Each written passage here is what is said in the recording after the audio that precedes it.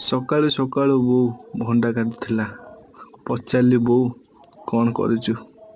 ବୋଉ ଶ୍ରଦ୍ଧାରେ ଉତ୍ତର ଦେଇ କହିଲା, ପୁଅରେ ଭଣ୍ଡା କାଟୁଛି, ତୁ ଖାଇବୁ ବୋଲି। ସେଇ କଥାରୁ ମୋର ମନେ ପଡ଼ିଲା ଗୋଟିଏ କବିତାଟିଏ। ମା ରନ୍ଧା ଯିଏ ଖାଇଛି, ଜୀବନ ସାରା ସିଏ ମନେ ପକାଉଛି।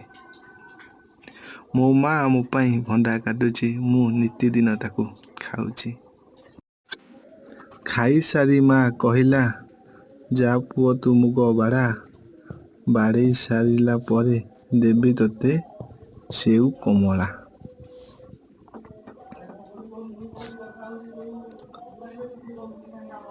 ସେଉ କମଳାକୁ ଖାଇକି ହେବୁ ତୁ ଶକ୍ତିମାନ।